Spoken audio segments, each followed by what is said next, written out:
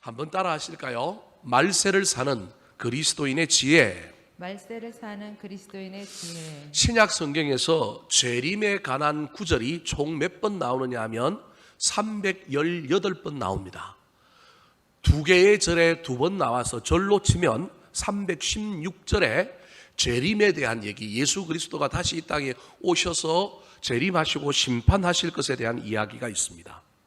신약 성경이 27권이고 신약의 장이 몇 장이냐면 260장입니다. 여러분 이거 안 외워도 됩니다. 저만 외우면 됩니다.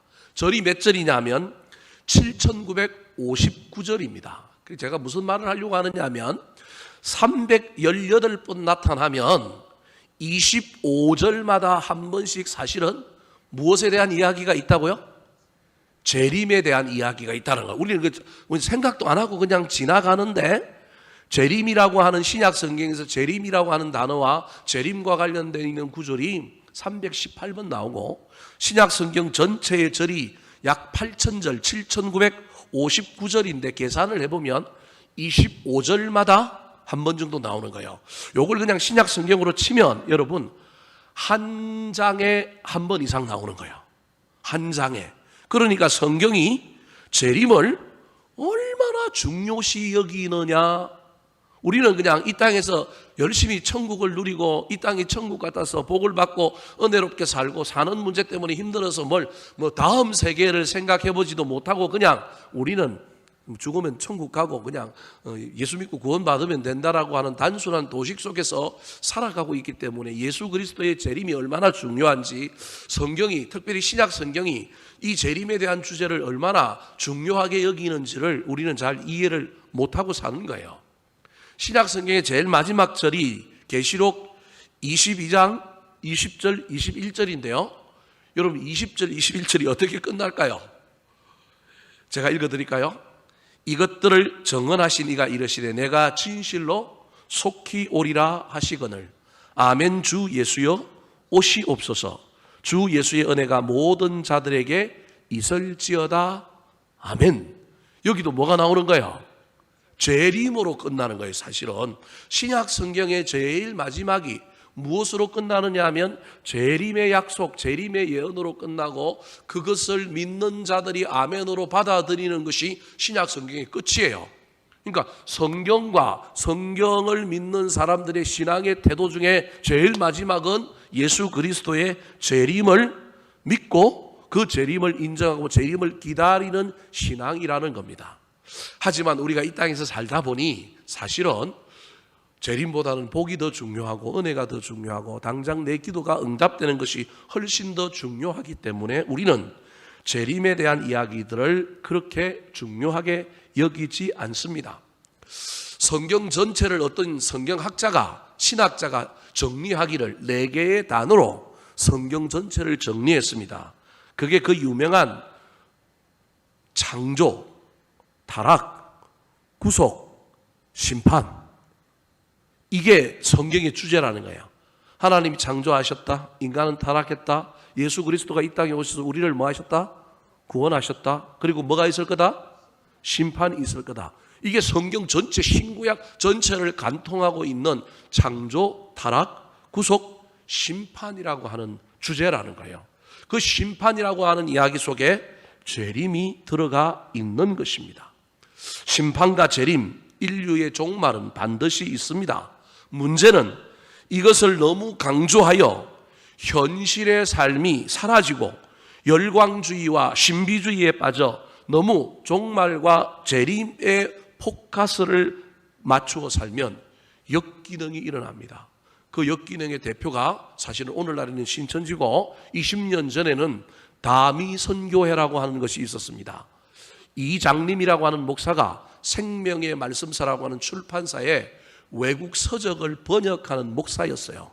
근데 이분이 외국 책을 번역하다가 미래에 대한 예언과 관련된 몇 가지 책을 읽는 가운데 이분이 갑자기 신비주의자가 되기 시작했습니다.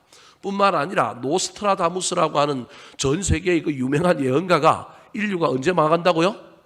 1999년에 망한다 그래 놓으니까 이런 이야기들이 오버랩되면서 이분이 그때 새하늘교회라고 하는 교회를 담임하고 있었는데 그 교회에서 그가 우리 인간이 종말을 너무 무시하고 예수 그리스도의 재림을 너무 기다리지 않고 있는데 이게 얼마나 중요한지 아느냐면서 그때부터 설교를 하기 시작했는데 신기한 건 그 교회 안에 재림을 사모하는 사람들이 생기기 시작하면서 어린아이에게 예수의 영이 들어가서 재림에 대한 예언을 하는 거예요. 이방익이라고 하는 어린아이인데 요즘 그 친구는 정통신학을 공부하고 자기가 옛날에 얼마나 잘못되었는지를 깨닫고 지금은 바른 길을 걸어가고 있습니다. 그 교회 안에 있는 많은 사람들이 집단적으로 환상을 보고 갑자기 예언을 하기 시작하면서 그 예언들 속에서 교리가 하나 만들었는데 무슨 교리가 만들었냐면 재림은 반드시 있는데 예수님이 이 땅에 오시는데 언제 오시느냐면 1992년 10월 28일 날 온다고 이 아이가 예언을 한 거예요.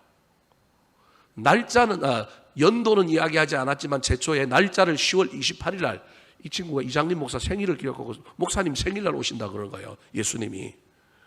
그런데 이 친구만 그렇게 얘기하는 것이 아니라 교회 안에 있는 사람들이 무슨 집단의 체면에 들어간 것처럼 여기저기서 재림에 대한 이야기가 나오고 그러면서 이 목사님이 재림할 때 어떤 현상들이 일어나는지를 살펴보니까 휴거라고 하는 것이 있다. 그것을 교인들에게 가르치기 시작하면서 여기에 세기 말, 20세기의 말과 관련하여 많은 사람들이 미래에 대한 염려, 막 컴퓨터 날짜가 바뀌면 컴퓨터가 어떻게 될까, 막 전기가 끊어지고 통신이 두절되고 막 20세기에서 21세기로 갈 때 막 모든 전자제품들은 막 작동 오류를 일으키고 막 그러면서 세계 종말이 올 거다, 막 이런 이야기들이 막 전 지구상에 그러면서 노스트라다무스의 예언이 실제가 될 거다.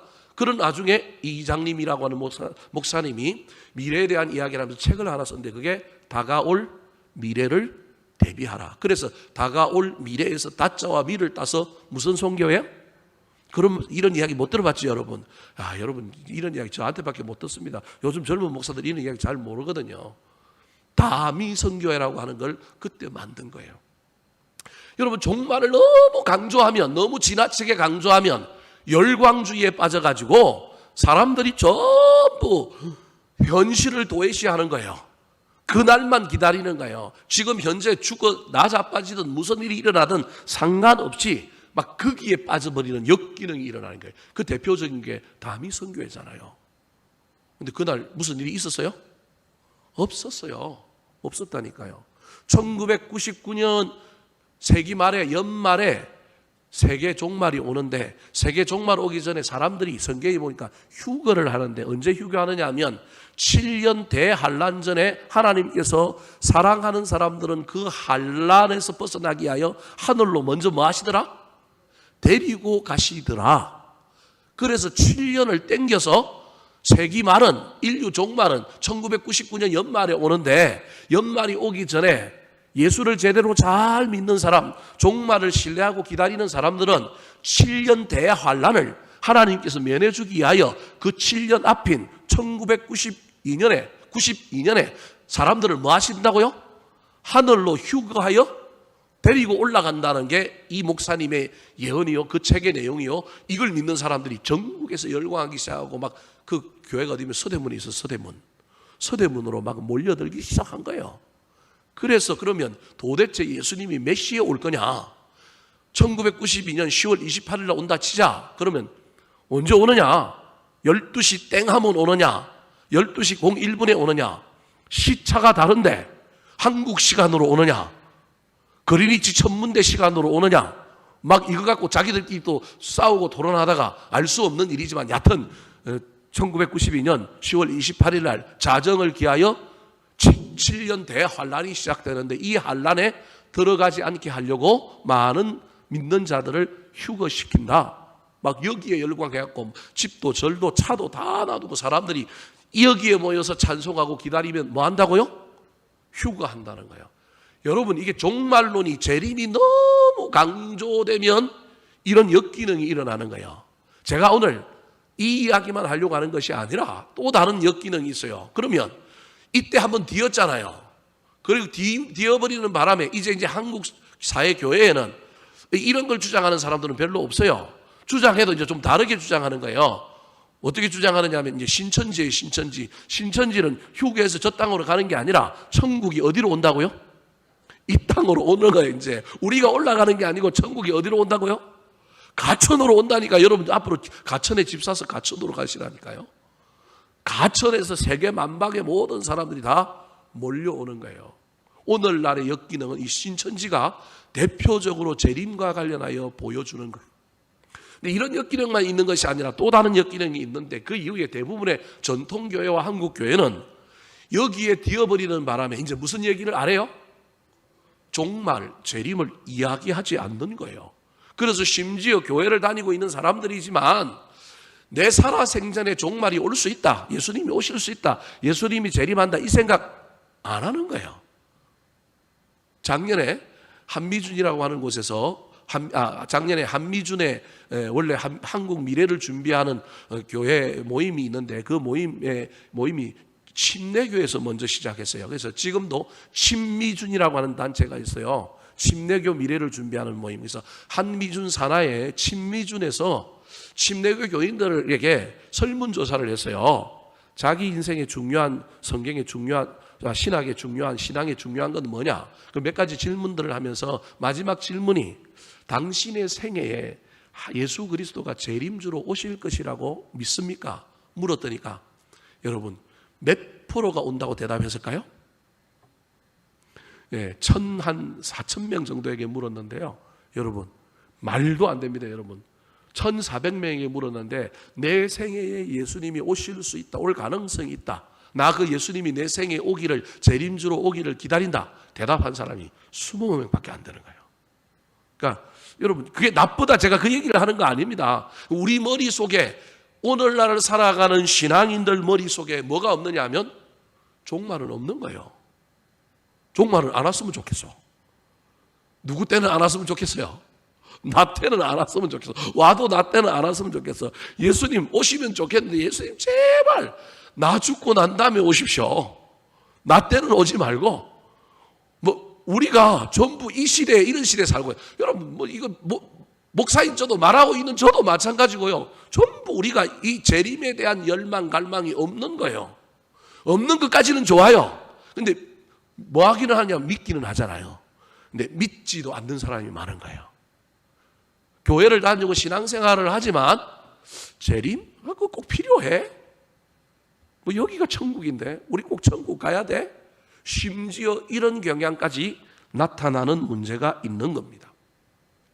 어느 하나를 강조하면 하나가 소홀히 되고 무시되는 이 문제 앞에 저와 여러분은 이 두 개를 어떻게 하면 조화롭게 신앙생활을 할 거냐, 현실에 뿌리를 두고 현실에 발을 두고는 살아가지만, 그래서 현재를 도외시하지는 않지만 재림이 있다라는 것을 믿고 사모하고 주님이 나의 생애에 오셔도 나는 부끄러움이 없고 나의 생애에 오셔도 내가 기쁘게 주님을 맞이할 수 있는 내 신앙을 어떻게 조화롭게 살아갈까?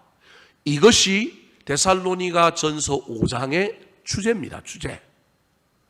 이 시대에 데살로니가 교회가 만들어지고 어린 교회였지만 신앙생활을 잘 했는데 사도 바울이 떠난 후에 이 연약한 교인들이 세워져 가고 교회를 만들어서 가는 가운데 거짓 선지자들이 들어왔는데 이 사람들이 들어와서 예수를 잘 믿고 신앙생활을 잘 한다는 그 핑계로 무엇을 강조하기 시작했느냐 하면 재림을 강조하기 시작한 겁니다. 방송실 집사님 첫 번째와 두 번째를 바꿔서 할 겁니다. 그래서 이 거짓 선지자들이 이렇게 얘기하는 거예요. 자, 두 번째 걸 먼저 한번 보여주실까요? 자, 두 번째 데살로니가후서 2장 2절 말씀 같이 한번 읽어볼까요? 이건 데살로니가 후서에 나오는 이야기인데 이 전서와도 연결이 되기 때문에 그런 거예요. 교회 안에 이런 사람들이 들어온 거예요. 같이 한번 읽어보겠습니다. 시작. 영으로나 또는 말로나 또는 우리에게서 받았다 하는 편지로나 주의 날에 이르렀다고 해서 쉽게 마음이 흔들리거나 두려워하거나 하지 말아야 한다는 것이라. 어떤 사람이 내가 기도해봤더니 영어로 하나님께서 나한테 계시해 주셔서 주의 날 예수님이 재림한다는 날을 나한테 가르쳐 주셨다. 그런 사람들이 생긴 거예요. 영어로 또는 뭘로? 말로. 심지어 베드로 사도가 예수님이 오는 날을, 바울 사도가 예수님이 재림하는 날을 우리에게 알려주셨다. 그분이 우리에게 뭘 보냈다? 편지를 보냈는데 날짜가 언제 날짜니까 그 날을 기다리면서 하나님께 열심히 모여 기도해라. 뭐 열심히 모여 기도하는 건 좋은데 그 어떤 날짜를 정해놓고 이러는 사람들이 데살로니가 교회 안에 일어난 거예요. 그래서 어린 신앙인들이 자기보다 신앙의 연조가 앞서고 신앙의 경험이 많은 사람들이 이런 이야기를 하고 꿈에 봤다 그러고 환상 속에 내가 들었다 그러고 바울 사도에게 이런 편지를 받았는데 예수님이 이날에 오신다 이런 이야기를 하니까 거기에 혹해갖고 사람들이 전부 현실을 도외시하고 삶을 내팽개쳐놓고 전부 주님 오실 날을 기다린다고 그냥 성전에 모여서 그날만 바라보고 있는 이상한 모습들이 나타났고 그것 때문에 이 바울 사도가 데살로니가 교회에 지금 편지하여 칭찬도 하고 있지만 데살로니가 전서에서는 이게 교회 안에 작은 문제였단 말이에요. 근데 데살로니가 후서에 가면 이게 해결되지 않고 진압되지 않고 더욱더 커져서 데살로니가 후서는 전체 주제가 뭐만 따지고 있느냐면 이 주제만 따지는 거예요. 이 데살로니가 후서에 나오는 이 종말론의 문제가 갑자기 나타난 게 아니라 언제부터 나타났느냐 하면 데살로니가 전서에서 수많은 사람들 중에 일부의 사람들이 이걸 붙들고 가는 거예요. 이 종말론에 대한 기대와 열광, 이 환상을 가지고 가는 거예요. 그래서 이 바울 사도가 그것을 지금 교정하기 위하여 편지를 쓰는 겁니다. 편지를 쓰면서 뭐라고 편지를 시작할까요? 자, 5장 1절 말씀 같이 한번 읽어볼까요? 시작. 형제들아 때와 시기에 관하여는 너희에게 쓸 것이 없음은 때와 시기에 관하여는 너희에게 쓸 것이 없음은 이 말은 때와 시기는 내가 아는 바가 아니다. 어떤 사람들이 내 편지를 받아서 어떤 날 어떤 때와 어떤 시기에 예수님이 온다고 얘기했는데 그 거짓말이다 뿐만 아니라 때와 시기에 관하여 너희들에게 쓸 것이 없으면 내가 3주 동안 데살로니가에 머물면서 너희들에게 신앙을 전수할 때 이미 내가 이 이야기는 했다. 어떻게 했다고 이야기할까요? 자, 2절, 3절 말씀. 2절, 3절 말씀입니다. 예, 그것도 하나 지나가고요. 예, 자꾸 지금 앞뒤를 제가 갑자기 설교 준비해놓고 난 다음에 바꿔가지고 지금 방송실이 헷갈립니다. 자, 오늘 본문 2절, 3절 시작. 주의 날이 밤에 도둑같이 이를 줄을 너희 자신이 자세히 알기 때문에 네, 거기까지요. 이미 내가 가르쳤단 말이에요. 주의 날이 밤에 언제 온다고요? 도둑같이 오는데 도둑이 몇 시에 오는지 아는 사람 있어요?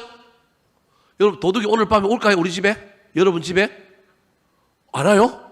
내가 오늘 도둑으로 가야 되겠네. 오면 몇 시에 와요? 아는 사람이 있어요? 없단 말이에요. 주님이 언제 오실지 모른다라는 거예요. 그걸 사도 바울이 이미 데살로니가 교회가 설립될 때 어린 교인들을 향하여 미리 예방주사를 놓듯이 야 잘못된 종말론 들어올까 봐 미리 이야기한 거예요. 재림의 날 주님 오시기는 오시는데 그날은 알 수 없다. 그날은 도적같이 임하기 때문에 밤에 도적이 오는 걸 언제 아느냐. 안 온다는 얘기가 아니라 오기는 오는데 시와 때는 알 수가 없다라는 거예요. 그러면서 또 하나 이 시와 때를 모른다는 걸 3절에 예를 듭니다. 자, 3절 말씀 같이 한번 읽어볼까요? 시작. 그들이 평안하다 안전하다 할 그때에 임신한 여자에게 해산의 고통이 이름과 같이 멸망이 갑자기 그들에게 이르리니 결코 피하지 못하리라. 여러분 도둑의 예는 좀 불완전한 예라서 사도 바울이 편지를 쓰면서 또 다른 예를 하나 들은 거예요. 내가 옛날에 데살로니가에 머물면서 가르쳤던 도둑의 예는 어떤 면에서 불완전한가요? 예를 들어 봅시다. 사람이 조금 세심하지 못하고 세밀하지 못한 사람은 우리 집에 도둑이 들었는데도 든 걸 모르는 사람이 있는 거예요. 무슨 말씀이 이해되시죠? 도둑이 앉는 게 아니라 도둑이 왔다 갔어요. 왔다 갔는데 훔쳐갔는데 뭘 훔쳐갔는지 모르는 사람이 간혹 있어요. 그래서 그 사람은 도둑이 있다 그래요? 없다 그래요? 없다고 그래요. 도둑이 없다는 거예요. 예수님이 재림이 없다 그러는 거예요. 그런데 지금 또 다른 예 하나를 들은 거예요. 야, 때와 시 알 수 없다. 봐라. 임신한 여자가 있는데 임신한 여자가 평안하게 있다가도 10달 되어 낳는다 그러는데도 언제도 낳아요? 8달에도 낳고 9달에도 낳고 요즘 병원은 조금 더 과학적이라서 대체로 어떻게 해줘요? 출산한 날짜를 정해서 알려주잖아요. 근데 그 출산한 날짜를 정해주는데 알려줬는데 그대로 낳아요? 아니면 그대로 못 낳잖아요. 제왕절개를 하지 않는 한 그대로 못 낳잖아요. 초산은 늦기도 하고 좀 빠르기도 하고 막 사람마다 다 다르잖아요. 그런데 애는 어떻게 해요? 낳는 거예요. 도적은 왔다 갔는지 안 왔다 갔는지 모르는데, 민감하지 않으면 모르는데 애는 반드시 낳은데 이 애를 낳았다라고 하는 이 이야기가 재림이 있다라는 거예요. 그런데 있다는 걸 알지만 애가 언제 태어날지 아는 사람이 있느냐? 없지 않느냐? 그래서 때와 시는 모른다라는 거예요. 재림이 없다라는 얘기가 아니라 때와 시를 알 수 없다는 거예요. 이 얘기는 누구도 했느냐 하면 예수님도 했어요. 자, 앞에 겁니다. 마태복음 24장 36절 말씀. 시작. 그러나 그날과 그때는 아무도 모르나니 하늘의 천사들도 아들도 모르고 오직 아버지만 아시느니라. 아무도 모른다라는 거예요. 아무도 모른다. 모른다고 없는 것이 아니라 있다라는 거예요. 몰라도, 때는 몰라도 뭐는 있느냐 하면 징조는 있다라는 거예요. 징조는 있다는 거예요. 오늘 본문에 이제 내용이 그런 거예요. 징조가 있기 때문에 깨어서 징조를 알면 된다는 거예요. 중요한 건 때와 시기의 문제가 아니라 그때가 있다라는 걸 믿느냐, 그리고 그때를 분별할 수 있느냐, 그리고 그때를 기다리면서 현실의 삶을 살 수 있느냐, 어떻게 하면 이 두 개의 조화를 이룰 것이냐. 때와 시기에 열광하여 거기에 푹 빠지는 것이 아니라 때와 시기가 종말이 있다는 걸 잊어버리고 그냥 현실에 코를 빠뜨리고 살 거냐. 이 두 가지 문제를 조화롭게 해서 때와 시기가 아니라 있다는 건 알지만 언젠지는 알 수 없지만 그럼에도 불구하고 현실의 삶의 뿌리를 받고 기다리고 열망하며 현실의 삶에서 멋지게 살아내는 것, 그것이 중요하다. 오늘 본문에서 사도 바울이 그것을 데살로니가 교회 교인들에게 가르치려고 하는 거예요. 열광적인 종말주의를 버리고 종말이 없다는 것이 아니라 있다, 믿으라, 기다려라. 그런데 어떻게 기다릴 거냐? 어떻게 현실의 삶을 도외시하지 않으면서도 종말이 있다는 걸 굳게 믿고 그것을 열정적으로 기다릴 거냐? 하나의 코를 빠뜨릴 것이 아니라 어떻게 하면 이 두 개를 조화를 이룰 것이냐? 거기에 대한 편지를 쓰고 있는 내용이 오늘 본문이라는 겁니다. 자, 그렇다면 이 이야기는 데살로니가 교회 교인들에게만 한 것이 아니라 오늘을 살아가는 우리, 이건 종말에 대한 문제가 아니라 말세에 대한 문제가 아니라 모든 신앙인들의 신앙의 태도에 대한 이야기라는 거예요.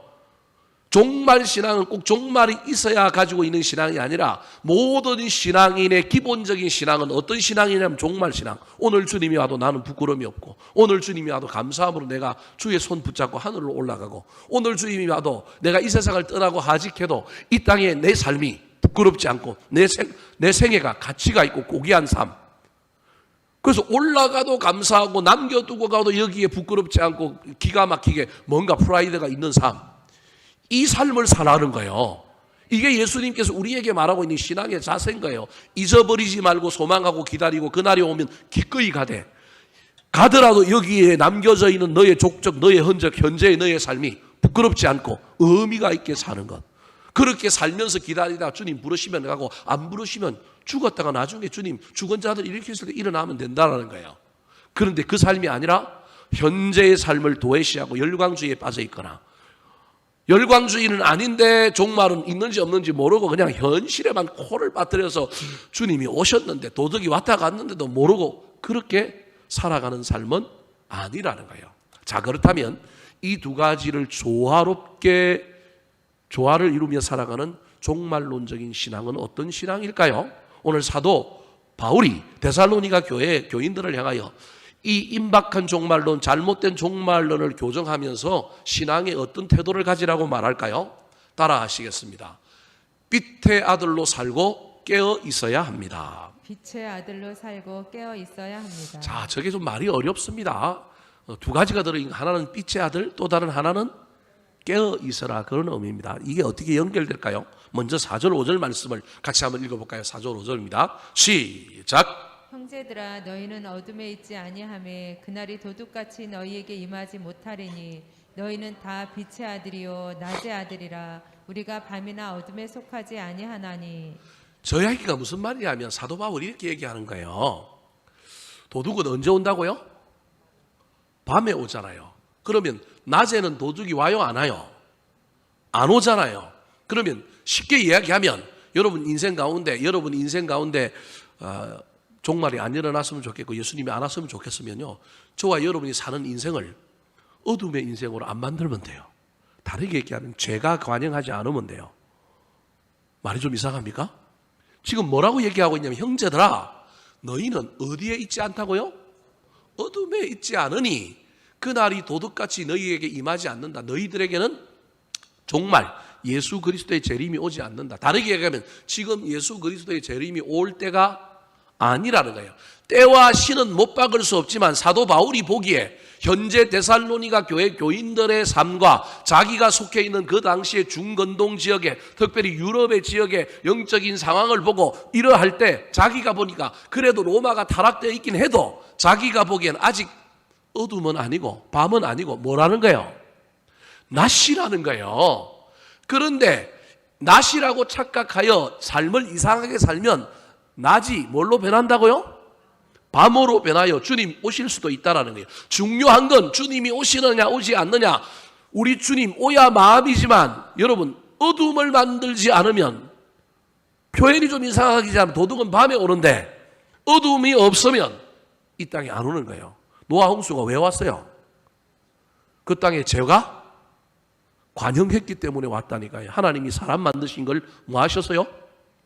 후회했다니까요.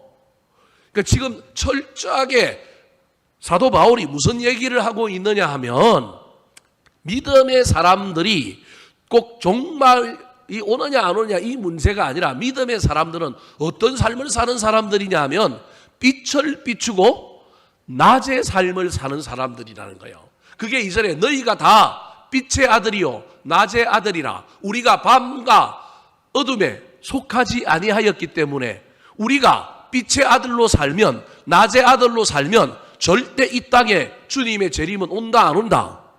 안 온다.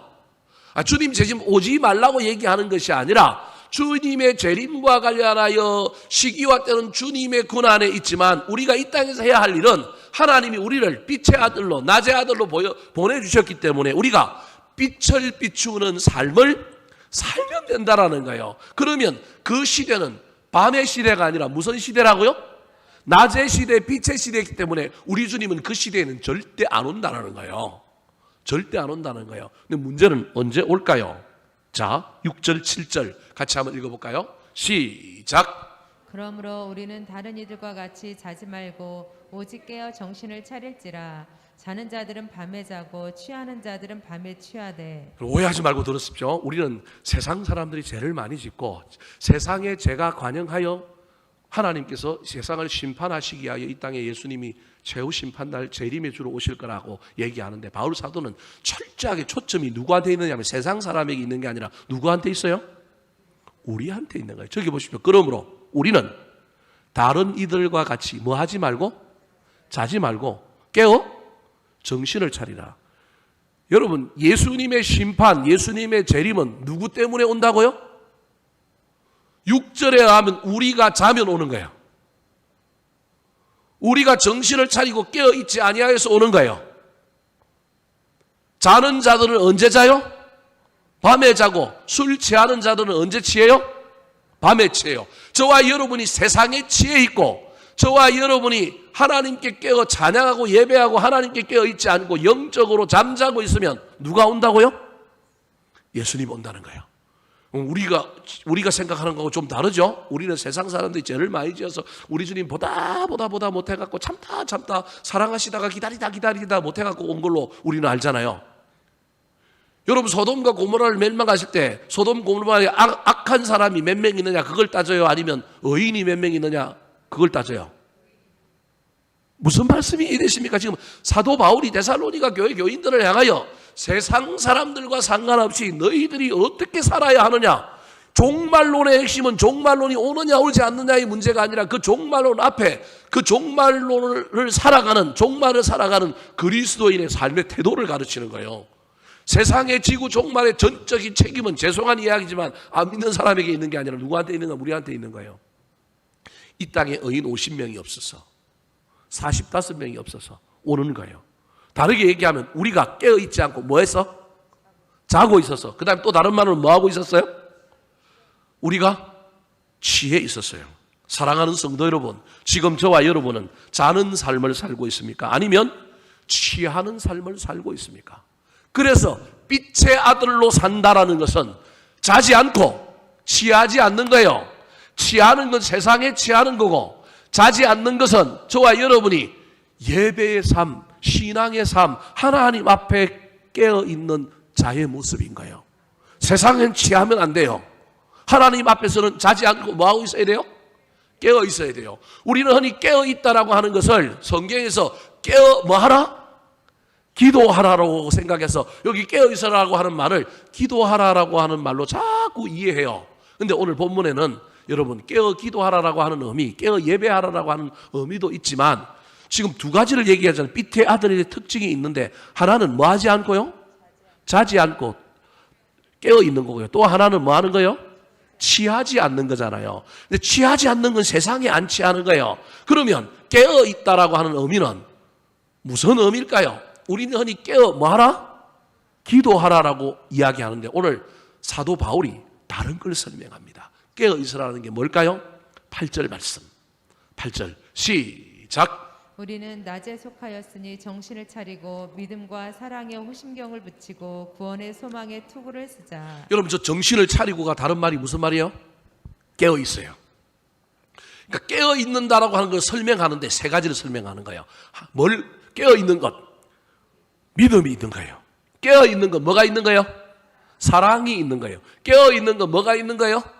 소망이 있는 거예요. 호심경은 방패예요.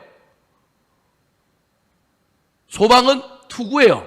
하늘을 향하여 어떤 고난과 환난 속에서도 이 투구가 하늘을 향하여 있어서 고난도 상황도 다 이기며 나아가는 소망이 있는 거예요.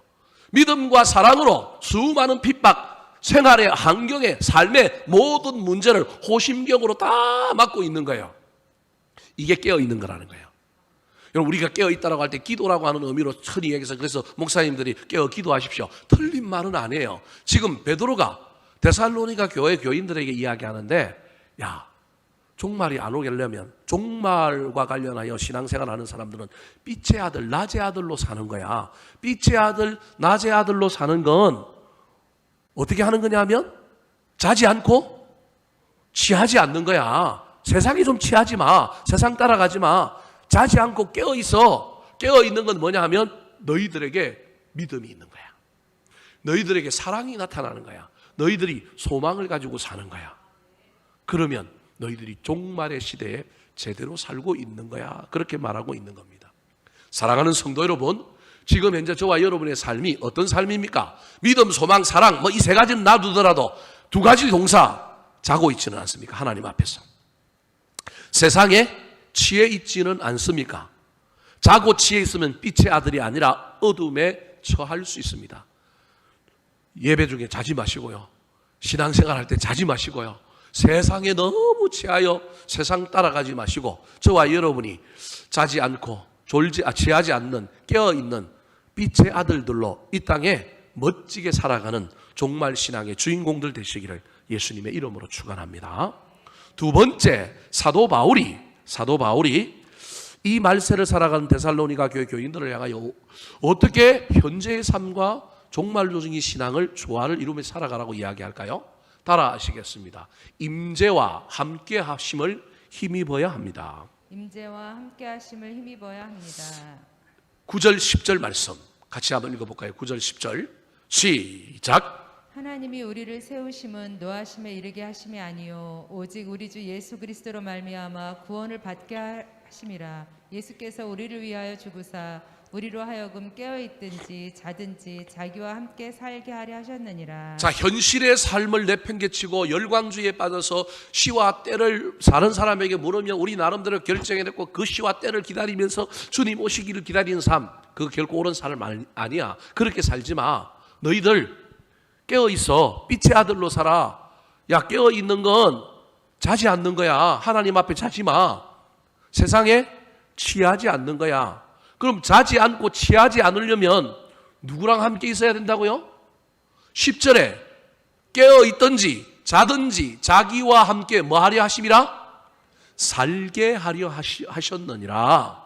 그러면서 9절 앞에는 뭐라고 얘기하냐면 하나님이 우리를 세우시면 하나님이 우리를 예수 믿는 자로 선택하여 구원받게 하신 것은 우리로 하여금 노하심, 심판에 서게 하려고 하심이 아니라 주 예수 그리스도의 십자가로 말미암아 우리를 뭐하게 하셨다고요? 구원받게 하심이라는 거예요. 근데 구원받은 거로 끝나는 게 아니라 구원받은 사람은 구원 이후에 저 천국에 들어가서 영생의 구원으로 성화시키기까지 이 땅에서 구원받은 그 시간부터 저 천국의 삶, 구원이 완성되는 이 순간에 우리가 해야 할 일이 있는데 그게 뭐라고요?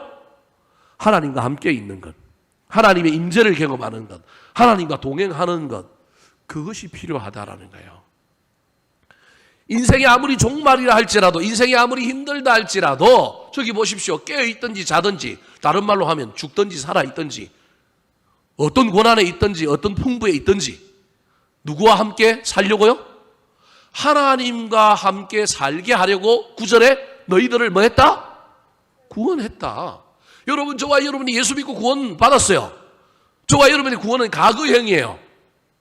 물론 이 구원은 점점 자라가고 이 구원은 이루어져 가고 이 구원은 저 천국에 가서 완성될 거예요. 그런데 구원받은 자는 구원받은 거로 다 끝났다 이게 아니라는 거예요. 그게 구원의 효력이 없다 그 얘기가 아니라 구원받은 자는 저 천국에 가서 저와 여러분이 영생과 구원을 완성하기 전에 이 땅에서 연습해야 돼요. 뭘 연습해야 되냐면 하나님의 다스림, 하나님의 임재, 하나님의 함께하심. 왜냐하면 천국에 가서 저와 여러분이 경험해야 될 구원의 완성은 맨날 누구랑 함께 있는 거라고요? 네, 하나님과 함께 있는 거예요. 맨날 누구 말을 듣고 있는 거라고요? 하나님 말을 듣고 있는 거예요. 근데 이 땅에서 구원받았다고 한 번도 그 연습 안 하다가 천국에 가서 그 얘기를 그걸 알려면 어려울 사람들 많을걸요. 하나님 맨날 나와 함께 있어요. 구원받은 우리는 종말의 시대를 살아갈 때 어떤 환경이든지, 아까 자든지 깨든지 자든지, 이 말은 어떤 상황과 환경 가운데 있든지 하나님과 함께하는 연습을 하라는 거예요. 하나님과 함께하는 훈련을 하라는 거예요. 인간이 우리가 어떻게 365일 그리고 24시간 늘 우리 주님을 생각하고 나를 늘 어떻게 우리 주님 앞에 세우며 하나님의 임재를 경험하며 하나님이 나를 보고 있다라는 그 생각 속에 살겠습니까? 쉽지는 않습니다. 그런데 여러분, 저 자든지 깨든지라고 하는 저 말은 24시간의 시간의 어떤 양적인 면을 얘기하고 있는 것이 아니라 자다 그 다음에 깨다라고 하는 이 이야기들 속에 우리 인생에 아주 중요한 문제들, 특별한 문제들, 아주 굴곡이 있는 이야기들, 그게 소위 말해서 돈을 많이 벌어서 우리가 형통하든지, 이게 잠언 30장에 나오는 아굴의 기도와 똑같은 내용이라는 거예요. 나를 너무 부하게도 마시고 나를 너무 가난하게도 마시고 오직 필요한 양식으로 나를 먹여주십시오. 그 말은 내가 너무 부자가 되고 잘 살고 복을 많이 받으면 필연적으로 누굴 잊어버린다고요? 하나님을 잊어버리는데 안 잊어버리게 깨어있든지, 저게 그 말이에요. 자든지, 내가 너무 힘들어, 인생이 고난 이 연속이에요, 막 주님 생각할 여유도 없어, 내 인생의 문제 파도를 해결하는데 힘들어요. 그래도 그 상황 속에서 하나님을 경험하는 거예요. 하나님을 부르는 거예요. 하나님의 위로를, 하나님의 만져주심을 경험하는 거예요. 이게 종말론적인 신앙의 핵심이라는 거예요. 사랑하는 성도 여러분, 24시간 하나님과 대화하고 하나님과 묻는다면 에녹처럼 우리 주님께서 더 이상 우리 하나님께서 저와 여러분을 이 땅에 내버려 두지 않을 겁니다. 동행하니까 데리고 가실 겁니다. 그 삶까지 욕심내라는 얘기가 아닙니다. 저와 여러분의 인생에 양극단의 어떤 굴곡이 있을 때마다, 또는 우리 인생에 특별한 어떤 굵직굵직한 일들이 있을 때마다 내가 그때 하나님을 경험하고 있는가? 좋은 일이 일어났을 때, 야, 잘 됐다, 야, 기쁘다, 나 이거 갖고 어떻게 살아야지, 이거 어떻게 써야지, 그게 아니라 그 순간에도, 야, 이거 하나님이 주셨다, 아유, 감사하다. 여러분, 이게 깨든지예요. 이게 깨든지에 해당되는 내용이라니까요. 여러분, 이게 임재예요. 이게 동행이에요. 자꾸 임재와 동행을 막 365일 24시간 막 같이 있는 걸로 이해하면 큰일 납니다. 우리 인간은 그럴 수가 없어요. 하나님이 원하시는 건 어떤 사건 속에서, 어떤 이야기 속에서 하나님을 기억하고 하나님께 영광을 돌리고 하나님께 감사하는 거예요. 근데 인간이 그것도 쉽지 않다고요. 나한테 갑자기 돈이 생기고 막 잘 됐으면, 야, 기분 좋다, 야, 멋지다, 와, 그런다고요. 근데 그때 저와 여러분이 정말로 종말론적인 인생을 산다면 이 모든 일에 누가 개입하고 계시느냐 하면 하나님이 개입하고 계신다는 걸 깨달아서 그 순간 나중에 내 마음대로 잘 먹고 잘 쓰고 할지라도 그 순간에 이거 누가 주셨다고요? 하나님 주셨네. 아유 감사해라 우리 하나님. 여러분 이게 임재와 하나님이 함께 하시는 동행의 삶이라는 거예요. 힘들어요. 너무 힘들어요. 엉망밖에 안 나와요. 너무 막 힘들어가지고 막 꼴까닥 할 것 같이 막 이 목구멍까지 막 원망과 불평이 차올랐고 정말로 때로는 그래서 이게 막 튀어나올 때도 있어요. 근데 그때도 그 원망 때문에 주를 떠나는 것이 아니라 여전히 하나님을 신뢰하고 주님께 부르짖는 거예요. 우리 주님께 나아가는 거예요.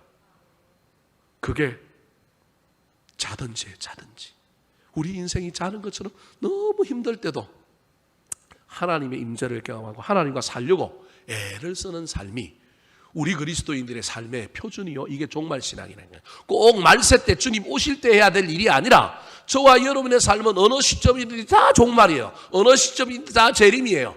그때 우리의 삶은 그러한 삶을 살아야 한다.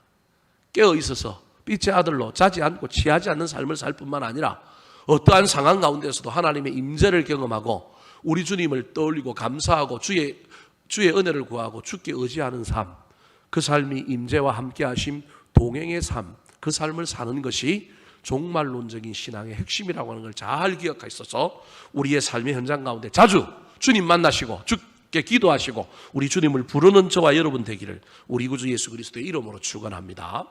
마지막으로 종말론에 열광하지 않고 현실에 너무 파묻히지 않고 이것을 조화를 이루며 살아가는 신앙생활 하기 위해서는 어떻게 해야 될까요?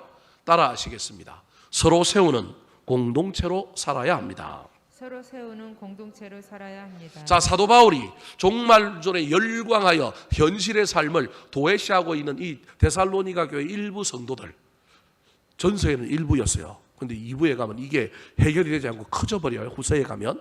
근데 이 일부 성도들에게 뭐라고 얘기했느냐 하면, 야, 자지 마라. 네가 자면 온다. 취하지 마라. 너희들이 취하면 밤이 되어서 종말이 오는 거야. 너희들이 빛의 아들로 세상을 비춰야 돼. 예수님의 얘기처럼 마태복음 5장 18절 너희는 세상의 빛이라.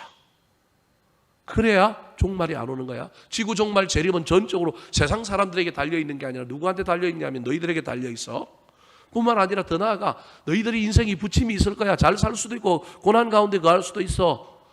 깨든지 자든지 너희들 인생 가운데 하나님 기억해. 하나님의 은혜가 너희들의 삶 속에 있었으면 좋겠어. 어떤 상황 가운데 있든지 하나님을 찾고 하나님을 의지했으면 좋겠어. 근데 마지막으로는 야, 너 혼자 투쟁하지 말고 너 혼자 기다리지 말고 함께 투쟁하며 함께 종말을 기다려. 함께 현실의 삶에 서로 힘을 보태며 살아. 그게 11절입니다. 자, 11절 말씀 같이 한번 읽어볼까요? 시작. 그러므로 피차 권면하고 서로 덕을 세우기를 너희가 하는 것 같이 하라.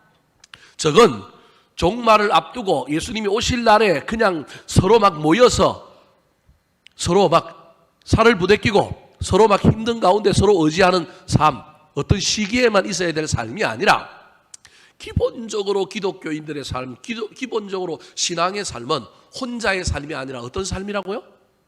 공동체의 삶이라는 거예요. 공동체의 삶이라는 거예요. 이게 이제 현대 교회가 이제 고도로 발전하고 개인주의가 심화되면서 자유가 신장되다 보니까 공동체 안에 이런 일들이 점점 약해져 가고 교회가 점점 어려운 시기를 겪다 보면 사라지는 것이 이 교인들 간의 유대, 공동체성이 점점 사라지는 거예요. 이 공동체성을 너무 강조하여 막 사생활도 없고 막 이런 얘기를 제가 하는 것이 아닙니다. 기본적으로 교회는 세상보다 이 공동체성이 제 개인적인 견해입니다. 3배, 4배는 강해야 합니다. 세상이 가지고 있는 공동체성, 세상이 가지고 있는 공동체성보다 교회는 3배, 4배 강해야 합니다. 세상에서 가난한 자를 돕고 구제하는 일들이 있잖아요. 연말이 되면 성금도 내고 하잖아요. 근데 교회는 그것보다 4배, 3배가 많아야 합니다. 교회는 세상도 연약한 자들에게 갑질하고 그러기도 하지만 또 연약한 자들을 살피고 세우고 장애인들 대우하고 뭐 어려운 사람, 외국에서 온 노동자들 유하는 사람들 많잖아요.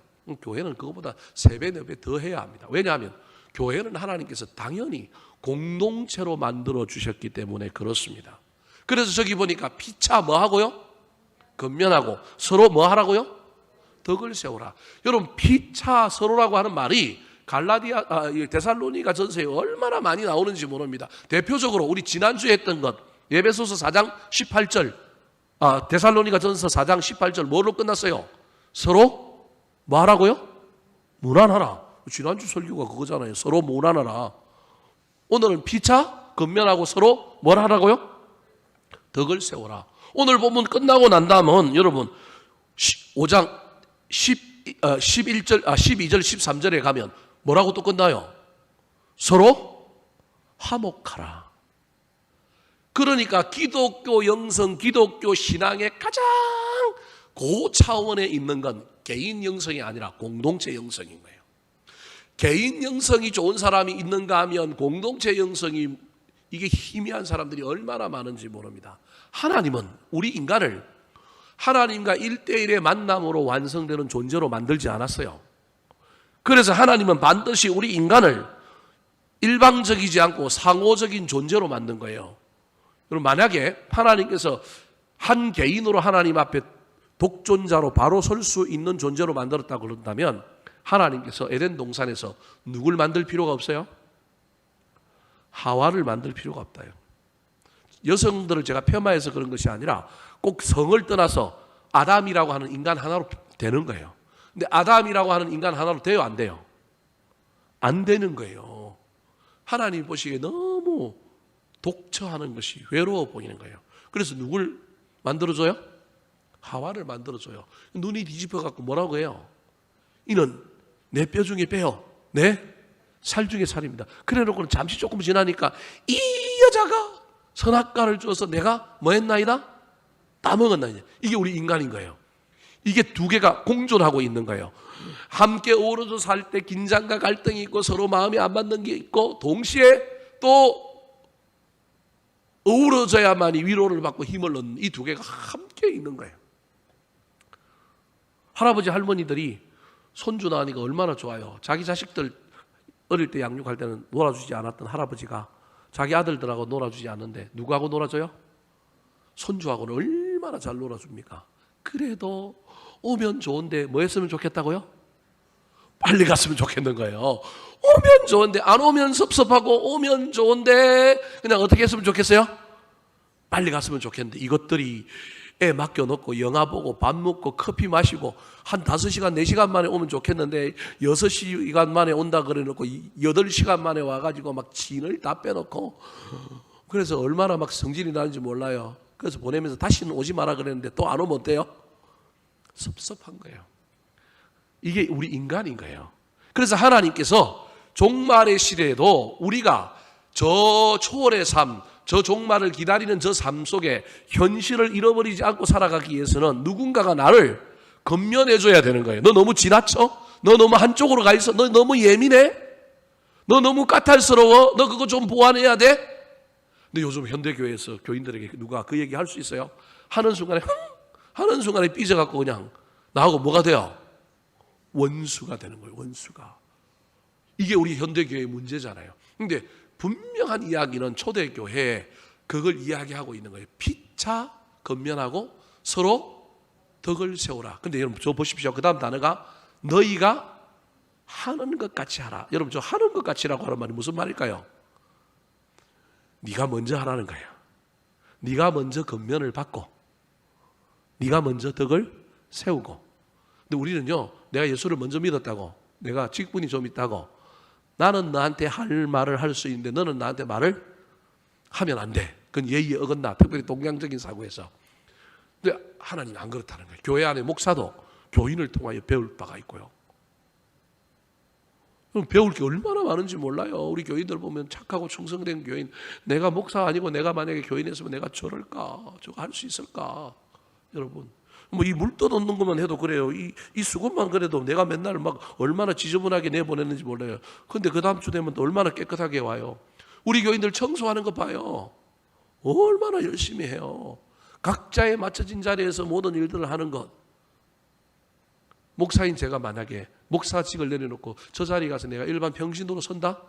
내가 할 수 있을까? 못할 거예요. 아침마다 우리 김성희 권사님 기도하러 와가지고 저 지하에 물을 한번 비워주거든요. 안 그러면 제가 물을 하루에 몇 번 비워야 되면 3번 비워야 돼요. 우리 지하에 물이 얼마나 제습기에 많이 차는지요. 3번 비워야 돼요. 3번. 근데 3번 비워야 되는데 제가 한 번은 안 비워도 돼요. 아침에는 안 비워도 돼요. 어느 날 왔더니 아침에 딱 와보니까 물이 가득 차 있어. 그럼 누가 안 왔다라는 거예요? 김성희 권사님 안 온 거예요. 휴가라서 안 온 거예요. 난 그것도 모르고 이제 아침에 비웠을 거니까 이제 밑에 내려가 봐야 되는데 이게 습관이 중요한 거예요. 옛날에는 아무도 없을 때는 무조건 내려가서 살피고 그랬는데 아침에 출근하면 아침에는 안 내려가는 거예요. 안 내려가는 거예요. 누가 하니까. 여러분 우리 교회 안에 누가 해놓기 때문에 자연스러운 일들이 그냥 그대로 되어졌다고 생각하지만 그냥 그대로 되어지는 일이 없어요. 쓰레기통은 내가 한 번도 안 비웠는데 깨끗하잖아요. 그럼 누가 한 거예요? 누가 비운 거라니까요. 세상에 내가 쓰는데 그대로 되어져 있는 일이 어디 있어요? 누군가 했지. 그런데 우리는 그것도 그거 갖고도 조금 불편하다고 조금 문제가 있다고. 그럼 내가 좀 해놓으면 되잖아요. 내가 내 방식대로 더 쌈박하게 해놓으면 되는데 내 요구사항, 내 청결 수준, 내 마음대로 안 맞는다고 우리가 때로는 얼마나 원망하고 불평해요. 누군가가 헌신하고 희생하는 사람이 있는 거예요. 얼마나 감사한지 몰라요. 그러니까 목사인 저도 교인들에게 배울 게 있을까요? 없을까요? 있지요. 나는 말을 이렇게 좀 거칠게 하고 말을 너무 직설적으로 하는데 저분은 어떻게 저렇게 교양 있게 말을 할까? 배우는 거예요. 서로 배우는 거예요. 여러분 그래야만이 우리 서로가 성숙해질 수 있는 것입니다. 그리스도인은 의존하는 것을 넘어서서 서로 돌보고 사람들을 공동체로 만드는 겁니다. 말씀을 마치려고 합니다. 로마의 공화정 시절에 로마 장군이 다른 나라와 전쟁하여 이기고 돌아올 때 그걸 개선 장군이라고 얘기합니다. 개선 장군이 시내로 돌아올 때 공병 부대가 제일 먼저 가서 뭘 닦느냐면 길을 닦아요. 그 다음에 무슨 부대가 지나가느냐 하면 향 부대가 지나가요. 향을 흔들고 지나가요. 피비린내를 없앨 뿐만 아니라 이 향 냄새를 통하여 멀리 있는 사람들도 향 냄새를 통하여 이겼다. 누가 온다? 개선 장군이 온다. 그래서 여러분 신약의 서신서에 우리 예수 믿는 자들을 향하여 그리스도의 뭐라고 얘기해요? 향기요, 편지요 이런 표현들이 다 그 시대의 문화, 로마 시대의 문화와 관련이 있는 거예요. 그런데 이때 또 다른 하나가 있습니다. 개선 장군이 흰말을 타고 와요. 그래서 신천지 이만희가 흰말 타고 이상한 막 사진도 찍고 그러잖아요. 흰말을 타고 개선 장군이 들어오는데 이 개선 장군 뒤에 소위 말하는 장군도 아니요 이상한 사람 하나가 늘 옆에 따라오면서 개선 장군을 향하여 환호하고 사람들이 막 열광하는 그때 한 사람이 외칩니다. 바로 일보 D 정도에서 군인도 아닌 것 같고 이상한 칼도 안 차고 부관도 아니고 또 다른 장군도 아니고 병사도 아닌데 이상한 사람 하나가 나와서 외칩니다. 그게 여러분 그 유명한 메멘토 모리라고 하는 말입니다. 메멘토 모리라고 하는 말이 무슨 말인지 아십니까? 죽음을 뭐하라고요? 기억하라. 이게 메멘토 모리입니다. 누구한테 그 얘기를 하는 거예요? 개선 장군, 사람을 다 죽이고 이기고 온 누구에게요? 개선 장군에게 얘기하는 거예요. 여러분 이건 그 개선 장군이 교만하지 않게 하기 위하여 로마가 쓰고 있는 정책적인 의전 행사 중에 하나예요. 모든 개선 장군이 딱 들어오면 거기에 이 메멘토 모리라고 하는 말을 크게 외치는 사람이 딱 옆에 있는 거예요. 교만하지 마라. 네가 이겼다고. 네가 다른 사람 죽이고 승리했다고 교만하지 마라. 너도 뭐 한다? 죽는다. 그게 메멘토 모리라고 하는 말이 죽음을 기억하라. 죽음을 기억하라. 다 죽는 존재다. 그렇게 말하고 있는 겁니다. 사랑하는 성도 여러분, 오늘날 시대의 종말을 얘기한다? 종말에 대해 설교한다? 이거 참 어려운 설교입니다. 가슴에 와닿지 않을 겁니다. 바울은 미래에 자기에게 다가올 죽음을 늘 현재화하여 이 메멘토 모리를 자기 삶에 적용하였던 사람입니다. 그래서 그럼 갈라디아서 2장 20절에 뭐라고 얘기합니까? 이제는 내가 사는 것이 아니라 내 안에 그리스도께서 산다. 이 말은 다른 의미가 아니라 나는 이미 뭐 했다는 거예요? 죽었다. 다른 말로 하면 이제 죽어도 여한이 없다라고 하는 말이 이 말들 속에 들어있는 거예요. 나는 날마다 뭐 하노라? 죽노라. 내게 사는 것이 그리스도이니 죽는 것이 유익하다. 사도 바울이 순교할 수 있었던 이유 중에 하나는 죽음을 앞당겨서 늘 삶 속에 가지고 있는 겁니다. 미래의 죽음을 늘 자기에게 현재하여 자기의 삶을 늘 어디에 세워놓고 있느냐 하면 종말에 세워놓고 있는 사람들, 그 사람들이 12사도요. 그 사람이 바로 사도 바울이었습니다. 여러분, 그렇지만 이 사도 바울은 늘 죽음을 늘 직감하고 늘 죽음을 앞세우고 그의 삶이 늘 내일이 없는 것처럼 그렇게 살았지만 그렇다고 현실을 도외시했습니까? 그렇지 않습니다. 디모데후서에 보면 뭐라고 얘기해요? 내가 선한 싸움을 다 싸우고 달려갈 길을. 그 말은 죽음이 임박하기 전까지 그는 늘 죽는다는 걸 깨닫고 죽음이 내 앞에 있다는 걸 알고 살았지만 현실의 삶에서는 어떻게 살았다는 거예요? 최선을 다하며 살았다는 겁니다. 이게 우리의 숙제입니다. 사랑하는 성도 여러분, 뒤로 가지도 마시고요. 너무 지나치지도 마시고요. 열광주의에 빠지지도 마시고요. 너무 현실에 코를 박지도 마시고요. 저와 여러분이 알 수 없습니다. 온 순서는 달라도 온 순서는 정해져 있어도 가는 순서는 어떻게 될지 모릅니다. 중요한 건 서론에 말씀드렸던 것처럼 오늘 불러도 우리 주님 부르시니 저 천국이 있음을 믿고 가면 되는 거예요. 미련 두지 말고 가면 되는 거예요. 그런데 미련 두고 가더라도 현재의 내 삶에 족적이 남겨져 있어야 돼요. 가치가 있어야 돼요. 뭔가가 있어야 돼요. 후회가 없는 삶을 살아야 됩니다. 예수님은 반드시 재림합니다. 그러므로 저와 여러분이 그 재림이 우리 때 이루어지지 않았으면 좋겠다라고 생각하는 현대 그리스도인들의 설문조사와 같은 삶이 아니라 내 생애에 주님이 오신다 하면 오시더라도 나는 가겠습니다. 오셔도 내 삶에, 현재의 삶에 부끄러움이 없이 살겠습니다. 그 믿음 가지고 달려가는 저와 여러분 되기를 우리 구주 예수 그리스도의 이름으로 축원합니다. 한번 따라 하실까요? 말세를 사는 그리스도인의 지혜. 말세를 사는 그리스도인의 지혜. 빛의 아들로 깨어있기. 빛의 아들로 깨어있기. 임재와 동행을 체험하기. 임재와 동행을 체험하기. 서로 세우는 공동체로 살기. 서로 세우는 공동체로 살기.